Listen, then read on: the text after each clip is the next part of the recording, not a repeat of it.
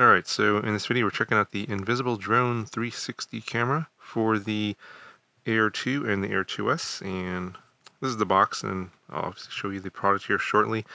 For those of you guys that have seen my previous videos on the invisible drones, like the X-Night 360 or the Invisi 360, the one common thing about all these drones that basically used a 360 camera and made the drone invisible is that it required an FPV drone, and which required you to learn how to fly FPV.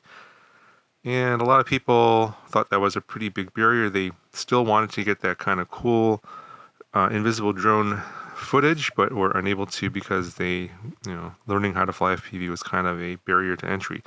So Insta360 has created this product where you can use it on an Air 2 or Air 2S, and I have an Air 2S here that I tried it out on, and it lets you get that invisible drone footage without having to learn FPV, because obviously these aerial platform camera drones from DJI are basically kind of idiot proof. They're very easy to fly, very consumer friendly, and you're able to get footage without having to learn how to fly a real FPV drone. So let's get right into it. Here's the product itself. We'll always take a close look at that. Here's a brief little manual. You get a USB-C cable, and that's for charging and also for data transfer if you want to do that. You get a little lens cloth, and then you get two of these sticky lens guards, which I did not use. It does affect the stitching if you use these, which you can use the app to basically get rid of the effect of having these on here. But some of you may want to put these on here because landing it, obviously, the way it is set up on the drone, you're going to land on one of the lenses, and this is to protect that lens. I elected not to use it because I use the included drone landing pad. So this is supposed to be included in the products. This is the bag for the landing pad, and then this thing unfolds, and it's got I don't know how to describe it. It's like a sort of a plasticky vinyl surface. It's not super soft, but when you land the drone on here, even though you're landing the lenses directly on here, it doesn't look like it's scratched it at all. I've done a few flights already without the lens guards, and this is the bottom here, and you get these little silicone covers that protect it, and the lenses are totally fine. I haven't noticed any scratches or defects on the lenses at all. At least this is the one it's landing on. So if you're using the landing pad, you should be good. Obviously, you don't want to land this on like sidewalks or concrete or whatever, because it will scratch it, and then you're gonna have to get the whole, basically send it in for repair, because these aren't easily replaceable.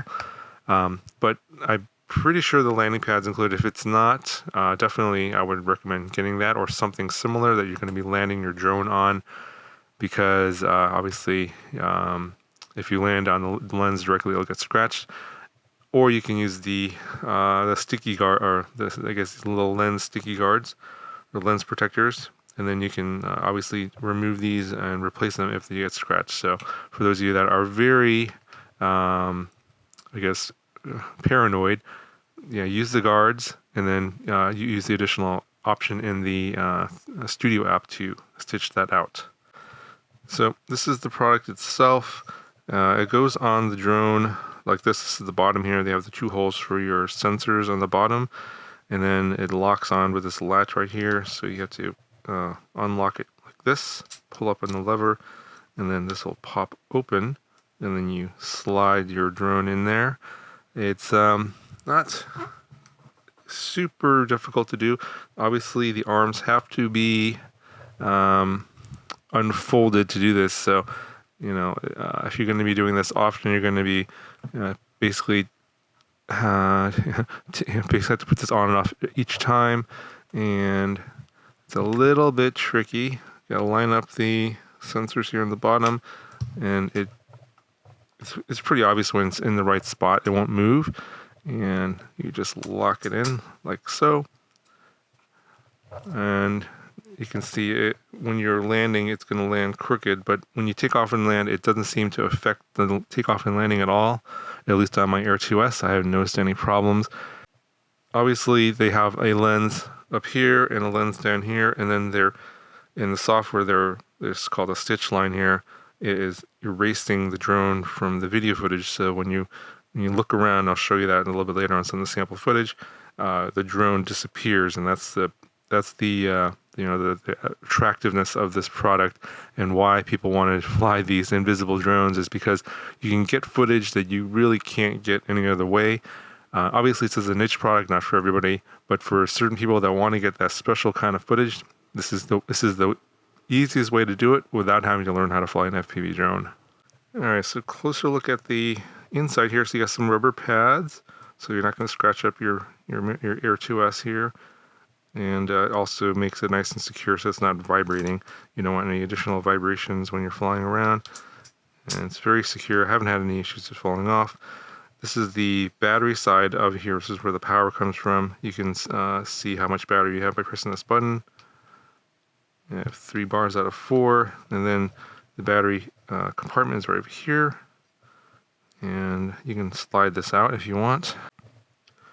So it looks like it's a 1050 milliamp hour battery. There's the USB-C port there for charging, and also you can use that for transferring data in and out of the SD card. Now, the SD card is on the other side, so there's a module over here on this side, and apparently they're connected. And over here, alright, so I'm trying to get a little bit better lighting in here. Right over here is the SD card slot. It's a little bit hard to see, and it's somewhat tricky to get the card in and out. It's not terrible. And then over here you have your power button and your record button. So it's pretty simple. To turn it on, you just hold down the power button for 1 second, and it should power on. It does have Wi-Fi if you want to connect to it to transfer your data off, but I'll explain a better way to do it than this is what I use. I didn't actually use the Wi-Fi, but you can connect to it to adjust the settings if you feel like it, but I just use all the automatic settings. And you can obviously use the Insta360 app on your phone to connect to this via Wi-Fi to change your settings. It works the same as the 360 mod on the 1R and the 1RS. And in fact, well, I might as well just talk about it right now. So the 360 mod from the 1RS looks like this. Obviously, the lenses are much closer together, and essentially this is the same, basically the same lenses, but they've separated them by distance here, and obviously in this different form factor, but it's the exact same lenses, and the specs are the same. 5.7K video. It's got, I think it's an f2.0 lens. All the specs are identical as far as I can tell from the ones I've seen. So if you're wondering if this is an improvement or a better version of the 360 lens, it's pretty much the same as the one from the 1R and the 1RS. And they just basically put in this different form factor for the Air 2S to separate the lenses a little bit further. So in terms of, again, back to the buttons here. So currently powered on. To start recording, you just press the record button, and then there'll be a blue flashing light over here. I don't have an SD card in here right now to show you that. And that's recording. And to stop recording, you press the record button again. And then you have to wait until that light turns off. You see the blue light's flashing over there. I'm not sure you can see that or not. And then once that turns off, then you can power it off. If it's still recording, if the record light's still flashing, if you power off the module here, then you may have a corrupted recording. So be aware of that. But once that stops, then you can shut the power off. You just hold the power button for 2 seconds, and the lights should turn off. There we go. So it takes a few seconds for it to turn off, and then eventually the lights will go off, and then the whole module is powered down. All right, so if you're curious how much this whole module weighs here, it's about 191 grams, at least on my scale. Okay, so once you've recorded your footage and you got it on the SD card, you can get the footage off of there via Wi-Fi, which is, I think, pretty slow. It's pretty much similar to like the way the 1R worked. I would recommend taking the SD card out, and I would suggest you get the quick reader. So this is the quick reader for the 1R. I think it works for the 1RS as well. And this is what it looks like. It has a USB-C port here little cover and a lightning port here for Apple devices. And you put your SD card in here, and then you can stick this into your phone, and then the Insta360 app will be able to read the files off of there directly. Alright, so bring up the Insta360 app. SD card's already in the quick reader, and we'll just go ahead and plug it in. And it should be automatically recognized, and it pops up right here. The little quick reader will be popped up, and then this is one of the video files I left on there. And you can see here, when you're previewing it, you can see the stitch hasn't done all the stitching correctly. So basically, some of the, especially things that are close to the lenses, because the lenses are further apart, there's going to be some imperfections in the image because the lenses are further apart than on basically the 1RS, because the lenses are closer together. When you fly closer to objects, those imperfections are going to be more noticeable. So this is going to be probably better for things where you're going to be flying a little bit further away. Objects maybe like 6 to 10 feet away or further away would be better. It's probably not ideal for flying like right up to next to something like, a few feet away. That's not going to be ideal for this particular setup. Anyway, so you can obviously preview the video file here in 360, just like you do on the 1R and 1RS mods, and also the 1X2. And you can see it's not in the app here. It's already done all of the correct stitching, so you don't see too much problems. But the benefit of using the app is not editing it, in my opinion, in the app. If you're going to edit your videos, I would suggest exporting it to your desktop and using the Studio app. It's going to be I think it's going to be far easier versus trying to do it on the phone.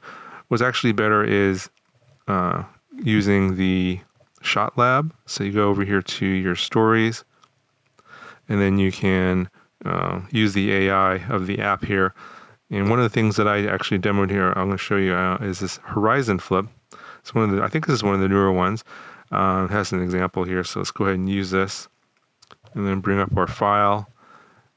And then you can, I actually did an export already of this, so this is what it looks like. You can basically select a segment of the video as you're flying, and this is one of the effects. And there's actually another one that I did. So I tried out the dolly zoom, and again, you can use this and select your file. And here's an example of basically using that effect, the AI effect, on that file for that particular segment of this video, and it will use the AI to create that video file from the 360 video file. So this is what I would recommend if you're using the Studio app.